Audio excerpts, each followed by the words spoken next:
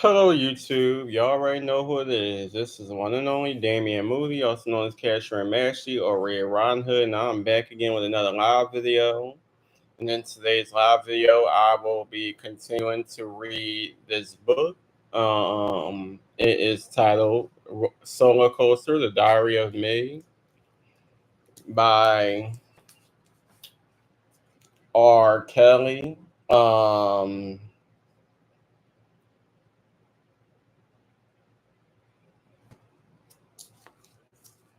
as I read this book, I would like to say that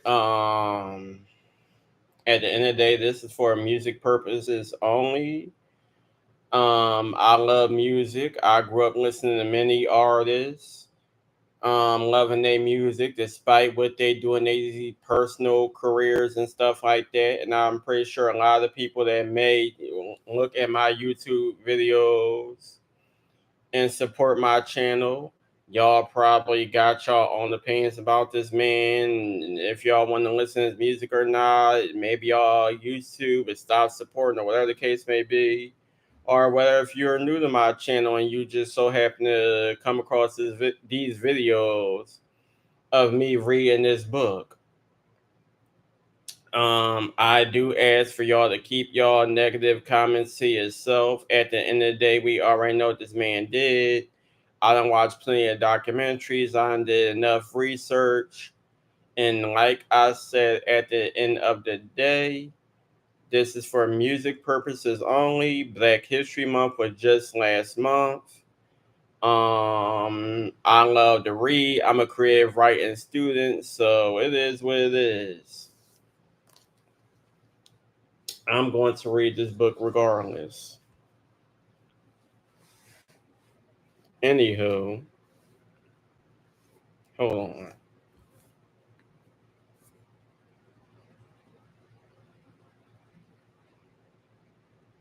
Because I can already hear y'all now. You supporting a such and such, and and what have you and what not, and he did this and he did that, and then shut the hell up, because just like I listen to his music, I know y'all do too. I don't want to hear none of that bullshit.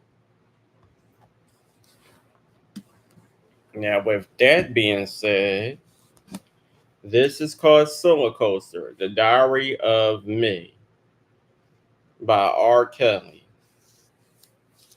I do apologize. I don't know if the first chapters uploaded. I don't know. I would have to check my video listens to see what uploaded and what didn't. So I don't know if the first couple chapters that I did re-upload. However, y'all can get the book for yourselves and y'all can read it if y'all choose to. I'm pretty sure a lot of y'all may still listen to music. I already showed y'all the book and gave y'all the book title, so please get the book for yourself and y'all can read it with me. So I know it's been a minute, but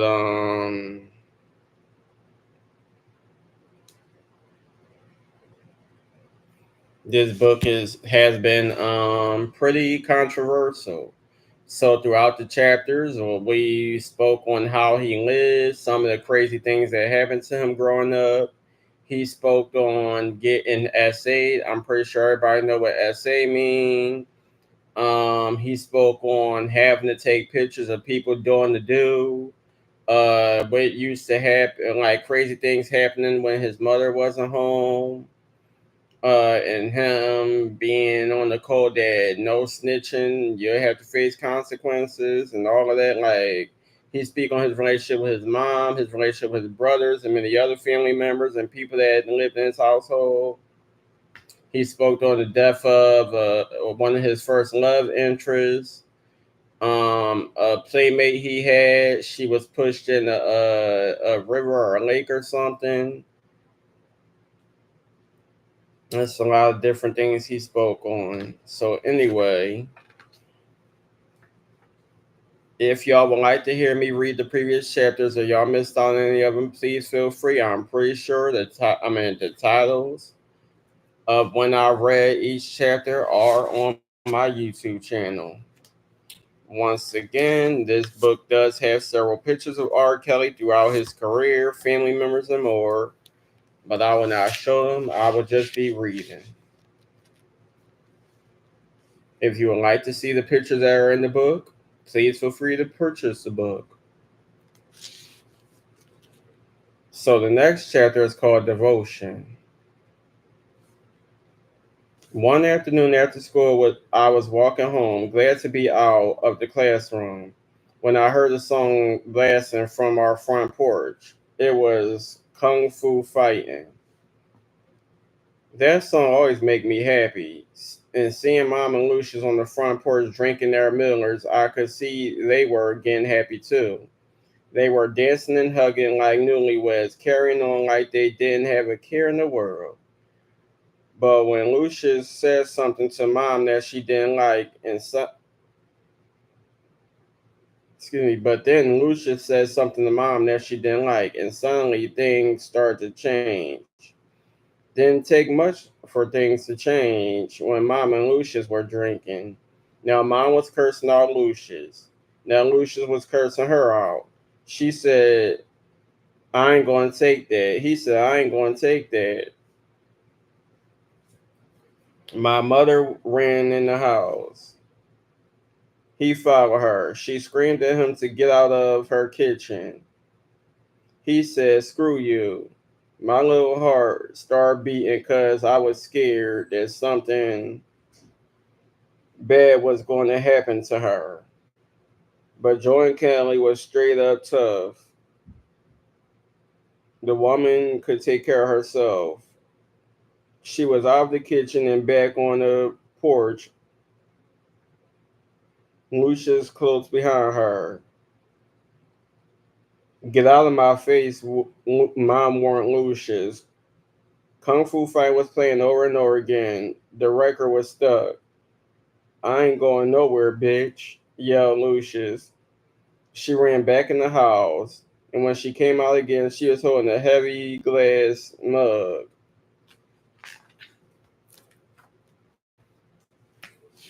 Put a hand on me and I'll fuck you up, she threatened. Who you gonna fuck up, bitch? Lucius taunted before grabbing and twisting her arm. With her free arm, Joy and Kelly whacked Lucius across the head. The mug split open and cut his forehead, blood gushing out everywhere. Lucius staggered, fell, passed out unconscious. My mother ran to him, screaming for me to call 911. A neighbor called the police.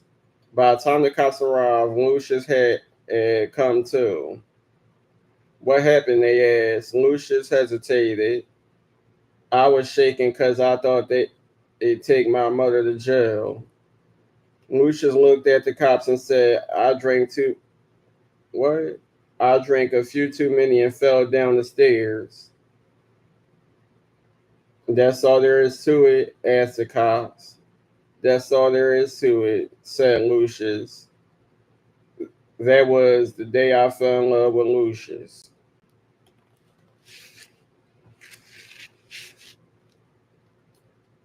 2 weeks flew by. It was a Friday night and the rent was due. Mom was short on cash. Lucius was supposed to pay his share, but he wasn't home. He going out with the boys.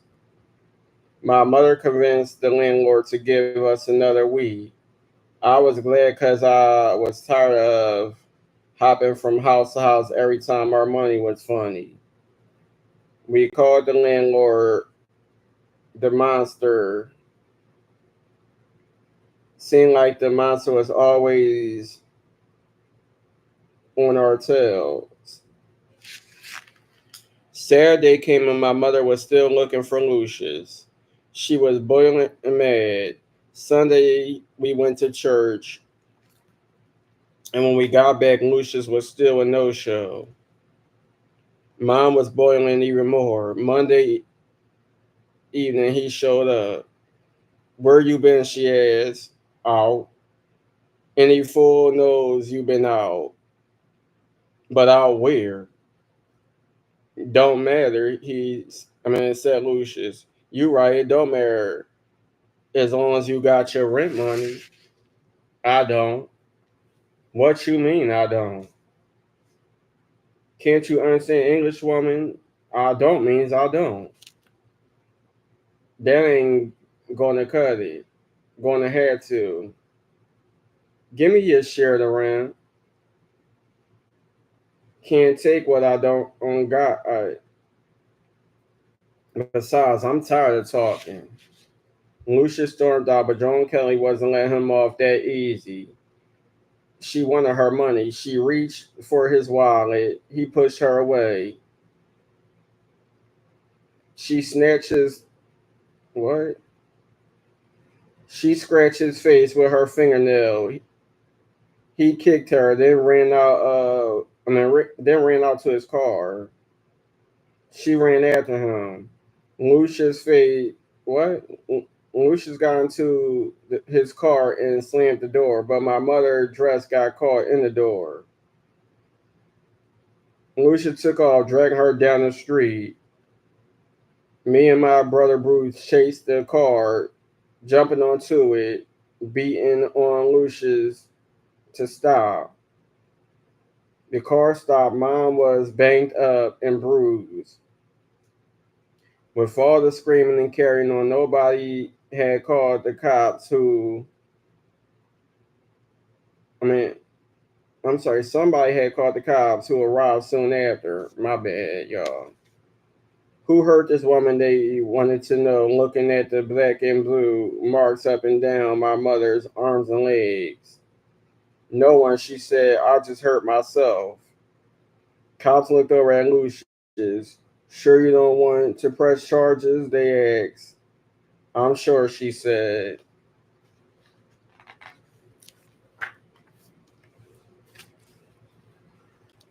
My bad, y'all. I don't know. This room a little like the last one, but it's still kind of dark. I'm trying my best to see these damn words. Anyway,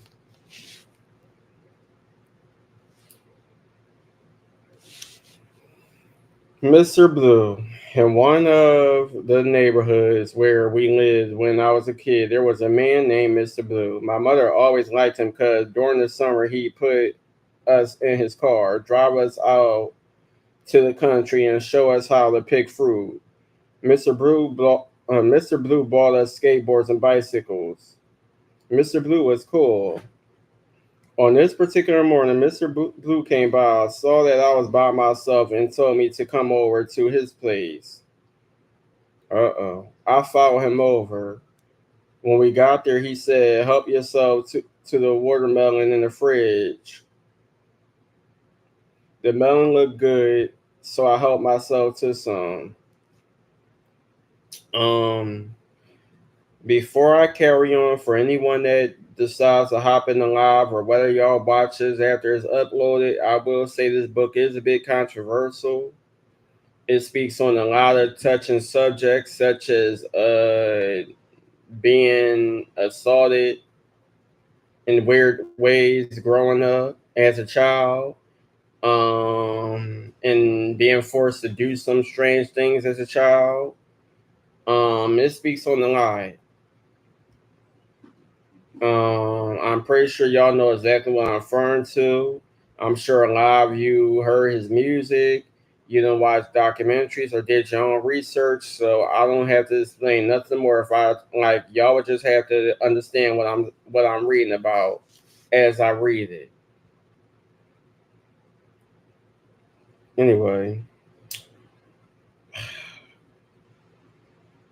the melon looked good, so I helped myself to some. Meanwhile, Mr. Blue went to the bathroom and took a shower. I didn't think nothing of it. When he came out, he was wearing a robe loosely tied around the waist. As I finished my melon, he told me to come into his room. When I was a little boy about your age, Mr. Blue recalled, I had me an uncle who paid.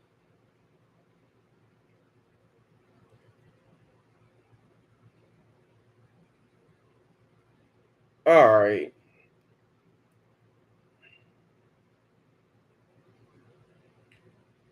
The book may read one way, but I'm going to try my best because y'all know my page is controversial. So I'm going to try my best to read this in a more respectful manner. But y'all should already know what I'm referring to.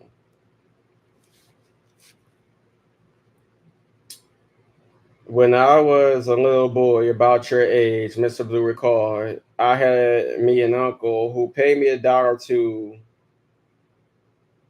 rub the private area, the front private area, to be exact.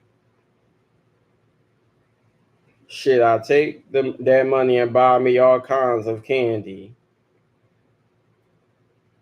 At this point, Mr. Blue pulled out his private and started rubbing it with grease. It looked like a monster. The last thing I wanted to do was he's pretty much speaking on not wanting to be sexually assaulted by this grown ass man. Well, sir, Mr. Blue said, that ain't what it used to be, but $5 ain't nothing to squeeze at. If I give you $5 to rub on. But before Mr. Blue could say another word, I was running out the door with his voice trailing after me. He was shouting, if you knew what's good for you, boy, you won't say nothing to no one. Say a word and I'll cook your goddamn goose. Later that night, I was talking to a good friend, Sam. The thought of what happened with Mr. Blue was bothering me to the point where I couldn't think of anything else. I was scared to say anything, but I just couldn't hold it back. Hey, Sam, I whispered, if I tell you something, promise you won't tell anyone. Okay. It's about Mr. Blue. Sam immediately cut me off. You too? He asked. Sam told me that Mr. Blue had tried the same stuff on him. We vowed never to say anything to anyone. A month later, I was putting together another cardboard house in the backyard. This time, I got real curtains. I got it tricked out so pretty. I wanted my girlfriend Lizette to see it. This boy always found him a little girlfriend. Your playhouse was like a real house, Rob, she said. We sat on a little rug I put over the grass and pretended to be watching the TV that it wasn't there. We pretend we were married. Lisette kissed me on the cheek. I kissed her back, and the puppy love started to grow. We were both 10. That night, I dreamed of Lizette. We lived in the house like you see on television, with a white picket fence, a backyard, and a swimming pool. Afterwards, we were riding in my fancy car to a fancy restaurant where the rich folk eat. I woke up happy, beautiful dream, beautiful as that. I had an idea for my playhouse. I decided to take some cushions off mom's bed, put them on the grass, and and pretend that it was a couch. Me and Lizette would sit on the couch together and act like husband and wife. The pillows were pink, Lizette's favorite color. I grabbed the pillows and carried them outside. When I got to the yard, I saw that the playhouse door was ajar.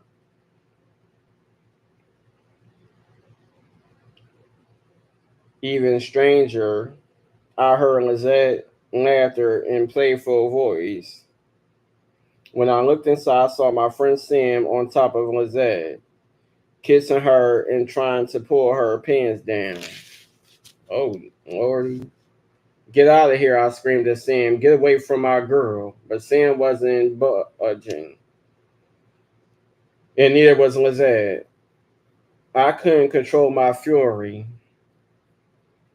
So I jumped on Sam. He was stronger than me. He pinned me down and gave me a good licking. Damn, you got your ass kicked by your best friend? Sucks to be you.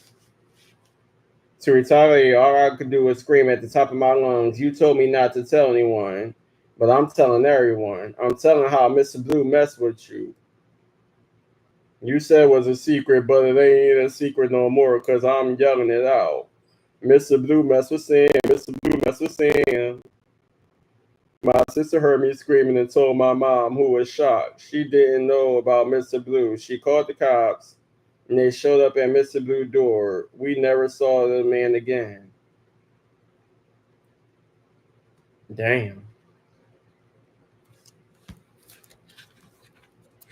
So, like I said, I'm pretty sure y'all can only imagine what he actually wrote in the book, but I decided to do a little more respectful version of what was happening. So clearly, Mr. Blue was a grown man. He was a pedophile, and he's pretty much explaining that throughout this book. He's pretty much explaining that during his childhood, he was molested by family friends, men and women. Mr. Blue was a pedophile who tried to force him to do some activities that was not meant for any child to be doing to no grown ass man. And he already knew it was bad. So before Mr. Blue could get him, he ran. But sadly, during the fight with him and his best friend at the time, who stole his girlfriend, he ended up letting the neighborhood know that Mr. Blue was a petty, and Mr. Blue got locked up, and he never seen Mr. Blue again.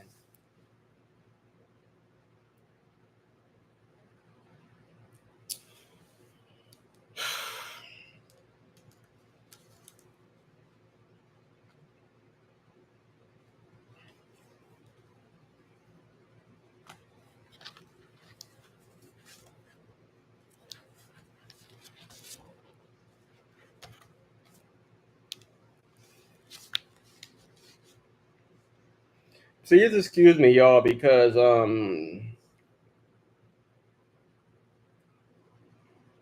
I got the camera on I got the laptop on my lap, and I'm holding the book against my stomach, looking down, trying to read.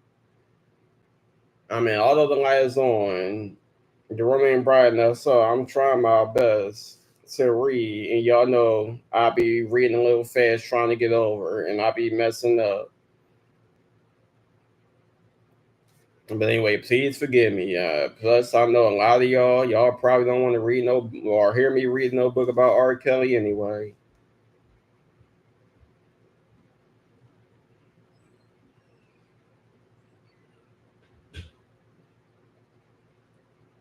But yeah, y'all.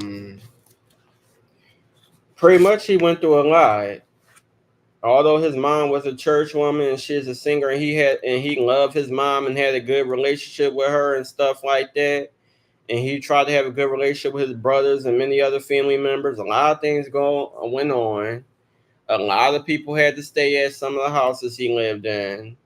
And when his mom wasn't around, there was a lot of adults in the house doing some strange things. Like I said, he didn't spoke about having to take pictures of people doing the do, naked women and men, and them catching him being nosy, watching, um, and forcing him to take pictures of them doing the nasty. Then eventually he became a victim of them trying to do the nasty to him. Now he's talking about almost getting the nasty done to him by a man. All types of crazy stuff is happening in this book. And he also talks about trying to hold secrets. Some that may eventually be revealed, some that who knows if they will ever reveal.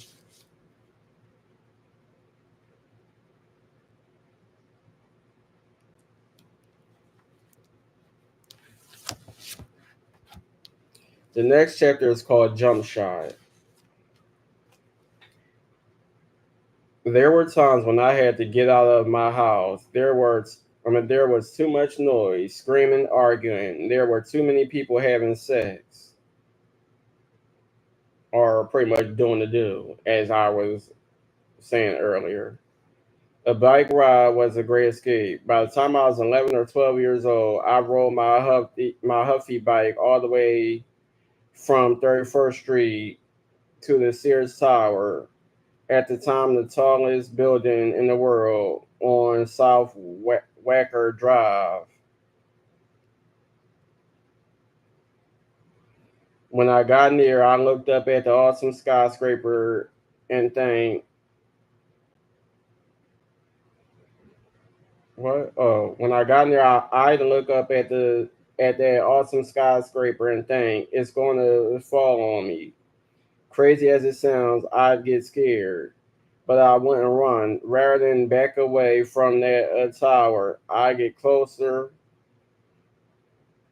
I get right underneath it. I challenge it and say, Sears Tower, I dare you to fall on me. I dare you to scare me anymore. You ain't nothing but steel and concrete. You might be some kind of symbol of this city, but one day I'm going to be a symbol. I'm going to stand for Chicago. One day I'm going to stand as tall as you. I remember that day like it just happened. It had rained the night before, and riding my bike down Martin Luther King Boulevard, the morning mist fell fresh on my face. Inside my head, I was hearing music. Music was drowning out the rest of the world. Music was my shield and protector. It was a blessing and a burden. It was heavy on my head when I was pedaling down to the playground to hoop with my pals. Like a lot of kids, I was dreaming of playing in the NBA like Dr. J. Folks said that the South Side of Chicago was rough, but I never fought with the rough guys. They didn't bother me. Their business didn't interest me. I wasn't afraid of the streets. Hearing gunshots, for example, was no big thing. Been hearing them my whole life.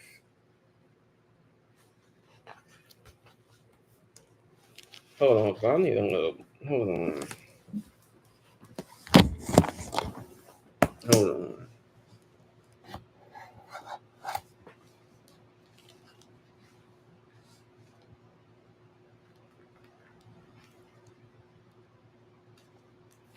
But this gunshot was different. This power rang in my ear, and suddenly I felt something hit me in the chest.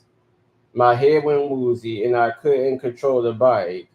Then everything got crazy and strange. It was like I was leaving my body.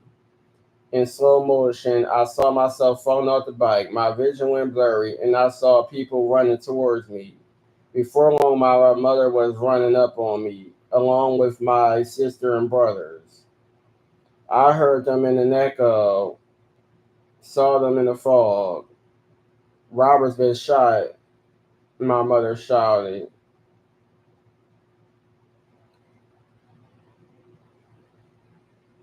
My baby's been shot.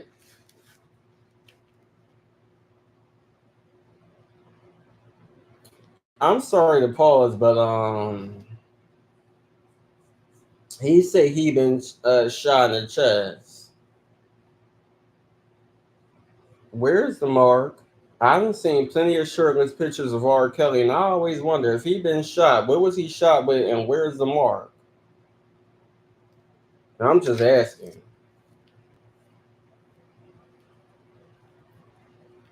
I'm just asking.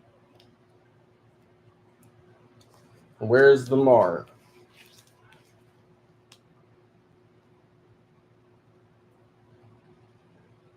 I closed my eyes and lost consciousness. When I woke up, I was in the hospital. My shoulder was hurt and something fierce. Or maybe he shot the shoulder. Still, where's the mark? Mom was sitting next to me holding my hand. Rob, God is good. God spared your life, baby, she moaned. What happened? You got shot, son. Who shot me? We don't know. Years later, after I had some success, BT was doing a show about where I grew up. As I was showing the director and the film crew around the hood, we ran into the guy who shot me. He going to jail for what he done, and he talked about it on camera. It was all good. Then he handed me a demo tape to check out to see if I could do anything for him. But back then, I was only worried about one thing: will I be able to shoot the ball? Doctor said you'll be fine. They can't take out the bullet because it's too close to a nerve. If they touch the nerve, that could paralyze the whole half of your body. So they're going to leave it in there. They say the tissue will grow up around the bullet. The blessing is that the bullet didn't hit your head or your heart. The blessing is that God has beautiful plans for you, baby. But will I still be able to make my jump shot? I had to know. 3 weeks later, I was back on my bike, pedaling over to the playground to work on my jump shot. Because of the bullet in my shoulder, my shot was off. What the hell was that? And I wasn't happy. I was frustrated and I cried about it because it hurt like hell when I tried to lift my arm. But I really got scared when I started shooting funny. I wanted my jumper back more than anything in the world. I wanted to feel that sweet power of the ball going in the hoop. The pain didn't matter. How could I go through life without a killer jump shot? There are more important things in the world than a good jump shot, my mother said. My mother told me when I got home. Like what? Like music. You were born to sing songs, not shoot basketballs. I didn't dare talk back to her, but in my mind, I was thinking, I gotta get my jump shot back.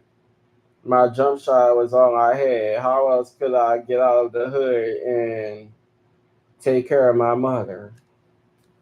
Hmm.